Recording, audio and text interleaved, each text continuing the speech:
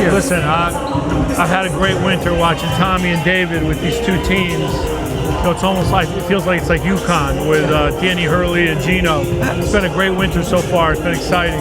You know, Tommy's shown great leadership. The girls really play hard, and you know, same with the boys. So it's really exciting. It's been fun. You got that front row seat there. The sports day with both nights. I love winter sports. So yeah, I would definitely get into baseball. You know, you last year. Summarize last year a little bit for us. You know what? We had a pretty good year. We were, I think, 11-4 in the conference. We got to the second round of the states. You know, we had a nice club. We played hard, and you know, I think this year, you know, it's going to be something similar to that. We always have high expectations. So. Yeah, and we always I think I use your term very much. You always talked about the ceiling, right? You talked about the ceiling for the team. And what do you do? I know it's early and you don't compare teams, but what do you think are going to be the strengths for this team this year? You know, we're going to have real strong leadership. We have 5 really good captains. You know, we're going to get great catching. We got some real talented underclassmen. So this is going to be one of those high ceiling teams. And, you know, it's going to be our job to, you know, get them going, you know, heading north as the season goes on. Sure. And I mean, you know, you have to talk about losing Kai because it's, you know, that's going to happen. But how's your pitching staff looking this year? I mean, Mason's been a big part of it, obviously. Yeah, was hurt last year, but what are you looking for from that staff this year? Mason, we have Big Bruce, Cole Landgraf's going to be a lefty who's going to be really effective. Connor Brill. I mean, so we're going to have some arms. You know, there's going to be some depth there. I'm feeling pretty good about it. Yeah, and it always comes down to pitching, right? I mean, you can say you got to hit the ball, but you know, if they can't score on you, you know, listen, we've won a lot of games in the last 20 years with pitching and great defense. Yeah.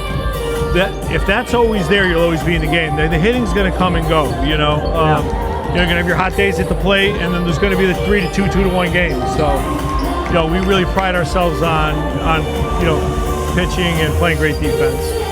And I think so, you know, the amount of games we watched, we saw last year, you know, you guys, you did really well in close games. Yeah, we did. Initially you got some of the guys like Jules, all these guys, one more year. Cole last year, sophomore, got a lot of playing time.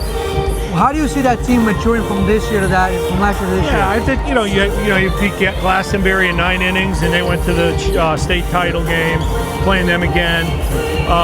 Those games are all character-building games, and they help you down the line, like you said. You know, Connor Brill. I mean, a lot of kids, Vince Vega, that have played big parts in that team last year that are back. So, Mark Kelly. I mean, so I'm feeling, you know, we feel real good about it. We're excited. I mean, it's been a tough winter. You know, Puxatawny Phil came out and said we got 6 more. But my kids are in the weight room. They're going to their skills on the weekends, and they're getting ready. And they're pumped up. They're excited. Yeah, listen, it's like we talk so much in the podcast. Say like baseball is so unique because every school's got a team, right? And every school's got players, right? You're going to face competition. And it's the national pastime, right? So you got to treat it a special way. You know, we have the food truck up there. We have Little League Day. You have to respect the game. It deserves. You know, it's in our fabric. You know, it's national pastime. So. You grew up with it, right? I mean, everybody played in the backyard and pitching. And you see the talk radio now. They're talking. You know, what do the Yankees and Mets lineup look like? You know, and they're talking about the giant offensive coordinator, this and that. But people can't wait for the spring. There's just something special when the flowers bloom and we get out of this weather. Well, and it's like I always feel like it's. You know, I started counting down in December. So, you know, like I got so many days until like, you know, the time turns and all that. And it's such a special time. Early in the year when you get those cold games, how do you tackle those games early on? You know, we like to use a committee on the mound. You know, we'll throw 3 or 4 guys. You know, we want our top guys, you know, to be there in June. And, you know, that's also a time we can find out about some other kids too. So we'll play a lot of kids. We're not afraid to take a couple losses here and there. It doesn't bother us at all because it actually gets us to see what kids can do, certain situations, who can get the bunt down, you know, who's got to be out in the field when you're up 1 in the bottom 7. You got to get your best gloves out there. So all that helps, you know, early on. Yeah, and we talked so much. I'll keep referring to it. I remember, I think it was last year, game 1, Ludlow, right? I mean, it was like a big. And like you take Kai early and people are smacking like, dude, it's like 50 pitches, it's freezing outside. You know, it was like 32 that's degrees. More than enough. It was more than enough. It was 32 degrees that day. I remember that. It was like early April or late March, something like that. It's the long game. People say, oh, it's a short. No, it's the who's playing the best at the end. Yeah. We beat a Ludlow team 11-0, like a week before the FCIAC championship. They won the FCIAC championship. So they got hot right at that right time in that little mini tournament. Right, so. and that's what we talk about. I mean, it's such a special environment. Who do you think is going to be the big competition for you guys this year in the FCIAC? You know what? I think Trumbull will be real good. They have a couple Division I pitchers. Ward will be good. St. Joe's will be good. They have some kids back. We'll be in that mix. So it's going to be a great league. We're excited about it. Yeah. There's going to be 10 to 12 Division I pitchers in the league this year. Wow. So baseball's on a little different, in all the other sports. It's really on a high level. I mean, lacrosse too. You got a lot of Division I kids. Yeah. When you have kids going, kids in the league going to North Carolina and Maryland and Duke, that's a big deal. And there are some kids in the league this year going there. So. It is, and it's and as you know, we have a kid. We have Ben with the Dodgers, and we have Hero, and he's going to start in High A this year in Iowa. So, they all came. They didn't have to go to a private school. They all stayed at their regular public school and got it done. That's so great. Yeah, it's great. It's special. Yes, no question. Special. And I see in other sports people going to these prep schools and reclassing. It's like, hey, finish at your public high school with your friends. Then if you need another year, figure it out. That's how I feel about it. Listen, and I talk to so many athletes, and we say it all the time, right? Yeah. And I mean, Kalako is a big example here, right? He could be playing at any prep school in Connecticut. Yeah. But you know what? He's here. And these are the memories he's gonna have forever. I know. And I think I asked him last night, any regrets? He goes, none whatsoever. He was so quick to it because And we got Hero and Kai to come back from prep schools. And it was the best move they ever made. I know. And Hero signed for $1.5 million out of Staples High School. So he made the right decision. I know. It was such a great story, and you got so many of those in the program. Yep. If you look at something this year, what's going to be the key to having a successful season for you this year? He's going to be staying healthy and, finding out like kids like Mason who, didn't play much last year with the injury. What's he going to give us? And like any sport, you have to stay healthy, right? Even in we got two great teams here. You're, got to stay healthy, can't get sick. Yeah. And I'll tell you what, one thing I'm really looking forward to, besides the pizza truck and all the fun stuff we do with the Little League, it's February 10th, the Trumbull coming here.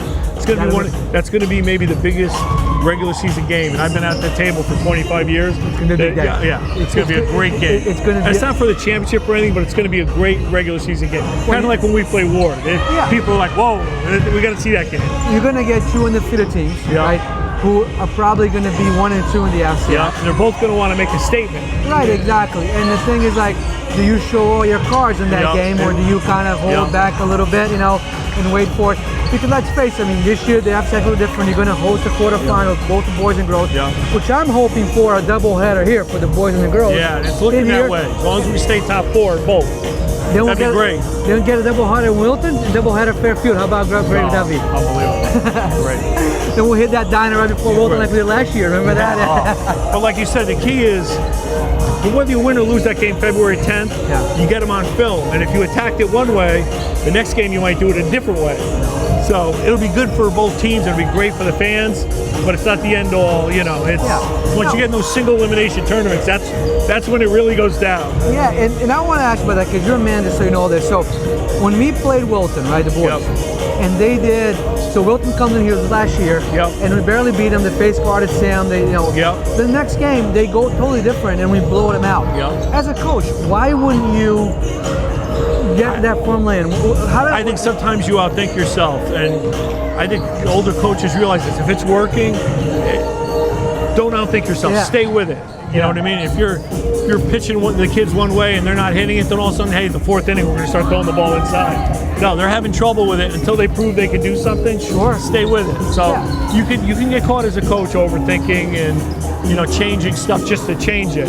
Sometimes you don't need to do that. These are high school kids. Now, what I've noticed following all you guys, your coach is a creature of the habit. If you got one way that's working, you stay with it. And a lot of times it works, but you go with it, right? Yeah, no question. You're going to win and lose your top guys on the mound, and that's what you're going to do. You get your best kids out there. You don't use them as decoys or outthink yourself. You put your best hitters in the top 3 there, and you let it roll. That's how you do it. We're live. Now, we talked a little bit about that. The team this year, offensively, what do you think what are your major hitters? What do you think that team's going to be offensively? Well, you know, it starts with Jules at the top of the lineup. When he gets on base, it's devastating for the other team. You know, we're going to have Cole from the left side there. We're going to have, you know, we'll have some big hitters in the middle. You know, Connor Brill will be back. You know, Jack Jacobs, Mark Kelly. We're going to have a lot of experience. We're not going to be walking out there with like a brand new team. You know what I mean? And that's by design. As a coach, you know, I know Dave likes to do it. And you have to splinter in the younger kids so the program stays fluid. Yeah. You start 9 seniors, you know, and all of a sudden it's like, whoa, you know. Well, I think you're the one on podcast that told me like you're always looking for a replacement. Always, yeah. Because you know that they're going to be gone before there's no, you can't red shirt someone for 2 years and have them play 6 years in high school. If your expectation is to be at the top of the league every single year, then you have to coach that way. Yeah, no, so, I totally agree. Anybody can have it. Sometimes you'll see a team come along and have a great team, then you won't hear for them for 4 years, you know. We don't want to be those people. We want to always be at the top and, you know, be a problem for teams. You have done that for so long, right? I mean, the program has been at the top for so long. And we've talked about this, I want to get you honest, this is a different artist in the podcast. What do you think has been the key to establish such a special culture at Staples Baseball? I think just to make it important, you know, to make the kids understand that, you know, you're going to be held accountable, and this is important. We're going to do Little League. We're going to reach out to the young kids. You're going to run camps for the little kids. It's going to be, you know, it's going to be a lot of baseball, but it's going to be important. It's not going to be a March to June thing and then you disappear. So, and they get it. And they, you know, now the standard is we have guys in the major leagues, we have guys in AAA, we got a bunch of kids in college at BC, 2 kids at Trinity this year. So they all want to be those guys. 3 Gatorade players of the year. They want to know who's next. I say it all the time. Who's next? Who's next? Right? That's something to shoot for. Absolutely. Now, I don't think I've asked the question on Will. We talk about players playing multiple sports. Yes. And you have a lot of those. Yep. Do you see a big benefit in that for your program? Yeah. How do you feel that? Yeah, I think that's huge. You know, number one, you're getting away from baseball and you're getting away from throwing because there's a lot of kids are overworked a little bit, you know, with all these facilities and stuff, working different muscles, hand-eye, and it just teaches you to be a leader. Look at Mason Tobias. Look at his leadership out there. I'm going to get that. That's a benefit for 2 sports, not just one. So that's true. That's great. Now, it's not for everybody, but the kids who do play, they know how to handle it. Yeah, no, and I think it's important because, you know, the perception out there sometimes is the parents or, you know, that are coming into Staples are like, my kid needs to be like play this one sport all so long to have a shot at it, and because you know that's the mentality out there. You know, and we have a lot of people who follow our channel. We're trying to understand what Staples sports are about. So it's great that they hear from you that. Oh, no question. You hear a guy about Aaron Judge in high school. You know, scored 20 on the basketball court. It was a split end and hitting home runs. Now you don't have to play 3. You only have to play 1. But if you're going to help another program and you can manage both and manage the academics, it's a great thing. Great thing, and it's good for the kids too. Great. I mean, more even rec basketball. It doesn't have to be organized. You know, get in the pool, get away from your sport a little bit sometimes. Work your other muscles. It's tremendous. Talk about a sport that would help. A pool would help. Every athlete, right? Yeah. All right. So now let's talk about today. Ludlow comes in here. You know, they're a team that's, you know, down around 500. Yep. We've been dominant. What do you think the girls need to do tonight to kind of keep it going? You know what? I just think they have to keep with the pressure. They're playing great defense. They're getting a lot of points off transition. This girl Talbot playing real well. Addie's been playing great. You know, we got Chloe. You know, Fred. We're just really clicking, and I just have to keep that up tempo. We're not a kind of team that can play passive. We're going to come after you, and I think, you know, tonight needs to be 14-4 after the first quarter. That makes me happy. Yeah. Come after them early, send a message. I know. So I'm going to ask as we close here, what's your prediction for tonight? Well, tonight I'm going to say the boys and girls both win. How's that sound? I like it. I'm going to say Rutgers by 17. Okay. I'll say. We like that. Yeah. 17. I'll say the boys a little bigger. Well, the boys like. Even though Ludlow's a well-coached team up there, but I just think over 4 quarters we're going to wear you down because we have 7 or 8 guys. You know. It's like I think the other day where I was talking to Coach Black and he said from at that point they were 11-0 and Sam had not scored 20 points in any game. It's almost like if you have your best pitcher, he won 0 games for you. It'd be like, okay, and I'm undefeated. Like, what's going on here, right? Sam's been distributing the ball. He's been just unbelievable. Yeah.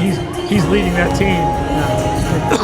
every decision he makes is the right one. And he's really he's like, he might score 13, but he's getting everybody the ball in the right spots. He's just a tremendous player. And it's almost like what you see Chloe doing here, right? I mean, they try to take Chloe away. Yeah. And she changed. Last year, she was a top scorer. Yeah. She's still scoring most this year, but she gets 20, and it's like a quiet 20 because, and you're like, how did that even happen? And they don't even know who the other girl, all of a sudden they find out, this girl, 11 scored 16. Yeah. Freya got us with 14. It's great. So it's a good time really to fun watch. to watch. It's fun to watch. I know that Trumbull girls team is good too. So